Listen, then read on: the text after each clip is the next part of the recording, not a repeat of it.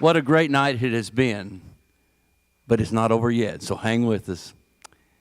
We are so privileged in our community to have wonderful leadership for people who give their time and their talents to service in public office. And I mean that. I wouldn't ever want to run for office at all, but some of these folks give their heart and their soul. We have one of them here tonight. This gentleman is serving his third term as judge of our community. I've known him for a long time. Somebody talked me into running for school board one time, 2 years after I arrived, and this guy just beat the socks off of me. And I'll never forget that, but I love him to death because he's become a great friend of mine. You're going to hear an amazing story about your hospital.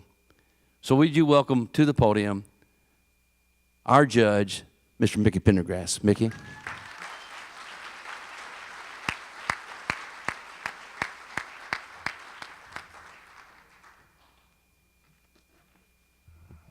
This thing come out, I like to walk. Thank you. The one thing he didn't tell me was that I was going to have to follow that. That is a wonderful program, and we've heard so many wonderful things, and I do agree with Barney. I think we have one more story to tell. First, though, when I got to thinking about what I was going to say tonight to tell you my story, I began to worry a little bit about Barney and the foundation board that had the gall to invite me here. As he told you, I was county judge, an elected position, and a lot of people consider that a political position, which makes me a politician in their eyes. And he invited me to be a key speaker at a banquet called a donor banquet. So there will be a purse gate at the door as you leave. Thank you very much. And what happened to me, I want to start way back. Since I have served many years in public service, 12 years on the school board, and I did Barney a favor, by the way. At least that's what the other guys told me I beat. But I constantly, in my 5th year as county judge, promote this hospital and always have. When I was a realtor, when I was a JP, a representative part of the county, and now that I have even more influence, that I'm so proud of what we have back home in Baxter County, no matter where I've been in the state, and I brag about it all the time. I defend it to my very dying breath I can in the legislature and other judges in any organization which I have. But I have special reasons to do so now. And I will warn you, before I get through tonight, you'll probably see me cry. Because that's what bypass surgery does to you. It's a traumatic event. And Miss Diane has got me scheduled to be speaking next week at the Mruk Center, and that's one of the things we want to share with those people to go through it. When I came back to Baxter County nearly 40 years ago, well, it's been over 40 years or so, I'm one of a few probably in this room, or of a minority, that can tell the story that I'm a native of this area, raised up in Ozark County, which now half of it lies in the bottom of Lake Norfolk. And I've been dealing with that all week as well, so it's been a stressful week. But when I came back in '79, my wife was pregnant with our baby son. In January of 1980, when we moved here, he was born in Baxter Regional Medical Center, a county-owned hospital set on one floor, spread out a little bit, and we were so thrilled to have him and were well taken care of. If you had been here then, or if you were here then, you know what I speak of what we have now. 8 years later, we almost waited too late. They saved that boy's life. Time we got him to the hospital and through the wonderful doctors we had now, his appendix had ruptured and he was completely filled on the inside of his body cavity with infection. Spent 4 days in ICU and drained for those whole 4 days. The doctors saved his life. They told us later, we weren't able to deal with it at the time, that he actually died on the table. His heart stopped beating. They saved his life. That young man is 37 years old, works in this community as a technician and a proud member of our community. Thank you to the Baxter Regional Medical Center and their staff.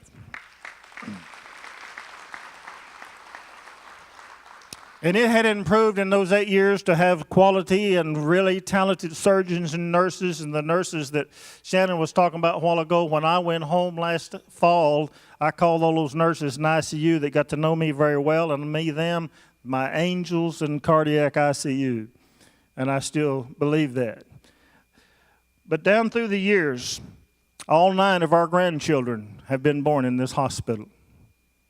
They have been well taken care of. They have had surgery. My wife has had surgery. Dr. Nautical even saved me one night from a copperhead bite in the late 1990s.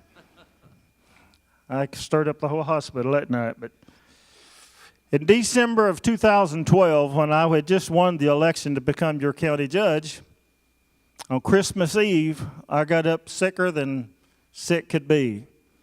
And there was only one place to go since it was Christmas Eve, and that was ER of Baxter Regional Medical Center.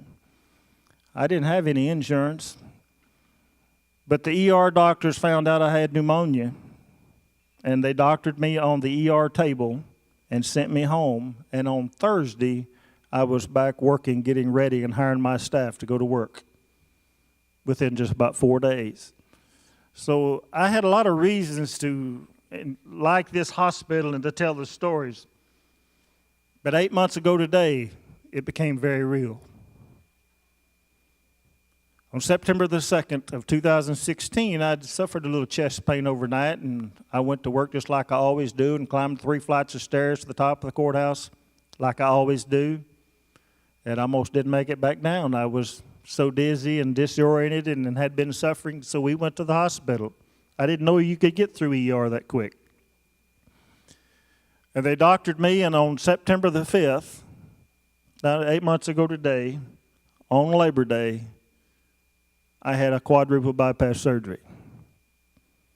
Something that I never expected, but something they knew that they found in the angiogram they had done on Saturday morning on a holiday weekend. You talk about care and compassion. I didn't have to wait.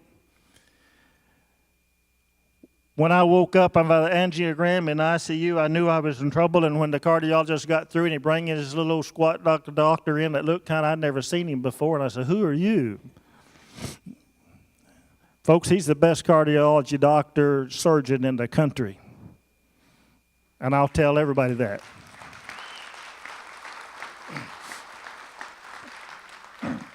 All the care that I received in this hospital and all the nursing cares, and then I spent 8 days or 7 days in ICU before I went home.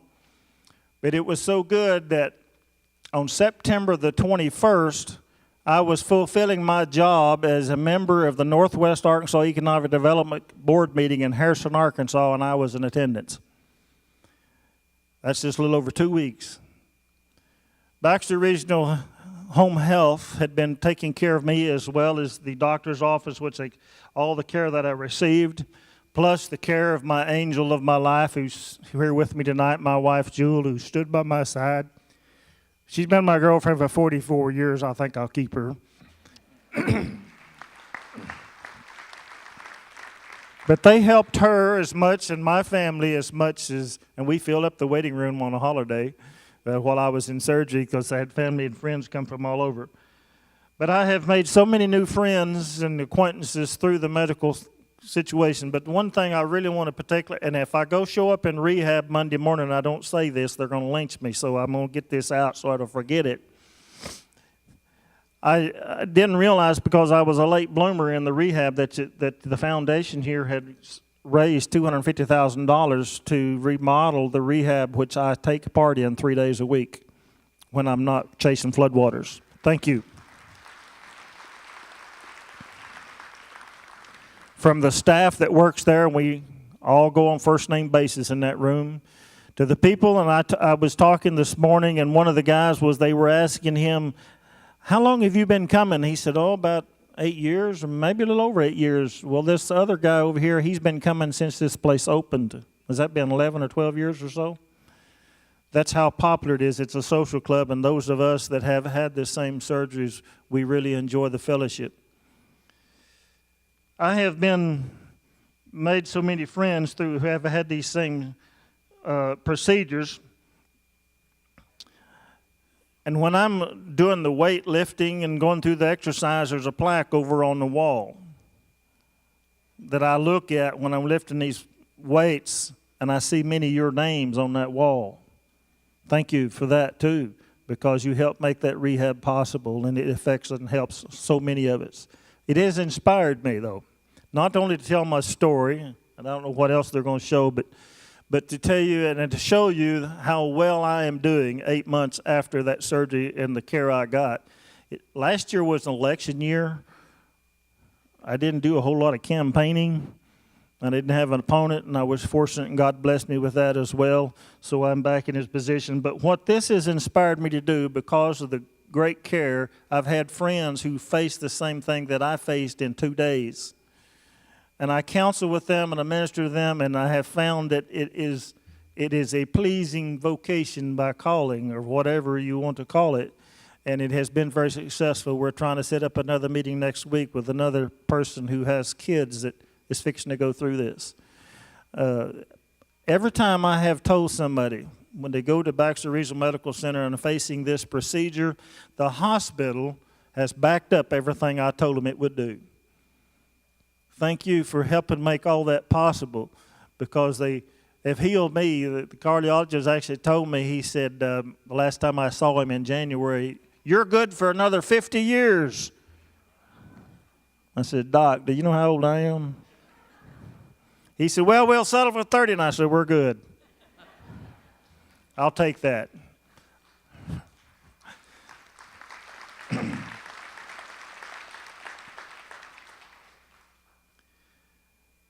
Even when they did the echogram after I began rehab, the lady says, "Your surgeon, who did your surgery?" And I told her, and she said, "Well, he must be pretty good, because everything looks to be right where it's supposed to be." I said, "Well, that's probably a good thing." Even the heart, some of them accuse me sometimes not having a heart in my job, but anyway, that's another story. We won't go there. But with this new ministry, I find that I'm doing and counseling people, it's not only rewarding to me, but I am so thankful that when I tell them that this is what the hospital, and you need to listen to what this one or that one and the servant, what they're going to take care of you, that they back it up every time. I will continue to do that as long as I can, physically and mentally. They have counseled us through so many things. You see, I lost my dad just a year before that happened, and I lost my mother 3 weeks ago. And all this, and I'm still, because of the great care, in great shape and working every day. This week I worked lots of days and more than hours because of the problems we have. I'll do this as long as I can to serve in my position as a service to this county and as a service to you, because not only what they did to me, but what they do for all of you and all of us within the county areas in which they serve. I've not told you a lot of what I could say. I have a lot of story to tell, but I'll close with this. When I was scheduled on Labor Day to have my surgery, my sister and her husband, who lives in Springfield, a town of 2 huge medical centers and some smaller ones, of course, were by my side and stayed with my wife, and then he was undergoing some cornea transplant surgery, and he drove down by himself to be here when I had surgery. About 2 weeks after surgery, and I was home recovering, they came down to the house and was visiting with us, and he made this comment that I think says more for what we have here and what you have helped build than anything else I could tell you. He said, "If I have the same problems you've had, and I have to go through cardiac surgery, I'm going to come to Mountain Home." And he meant every word of it. That's the impression that was made upon him. He's a native of Baxter County, but he's living in Springfield for 30 years now. And that's the kind of impression you made of him because of the help of people like you and the support that we can all give and the what we draw. I appreciate all the support that I've got and the love and the hugs and encouragement. And they even say I look good, so that's an improvement, So I appreciate it very much, and I wish you all the best and hope you continue to do as I will and support this hospital any way we can. Thank you very much.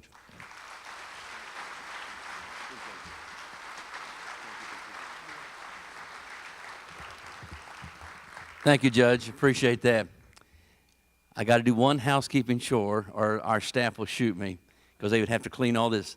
At each of your table, there is a program that has a dot on it. There's a program. That person who has that program gets our centerpiece to take home with them. So if you have that,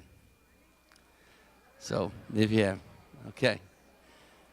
Now, don't fight over them. We'll get you some.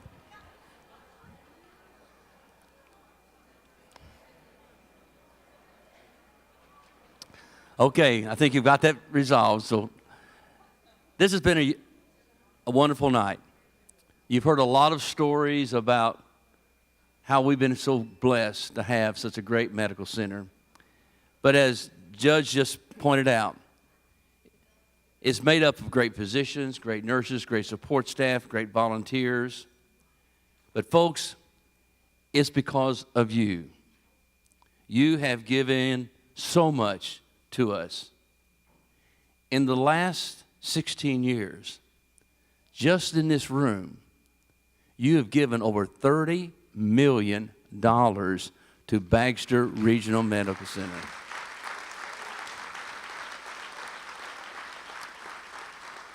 Now, that's had an impact on our community.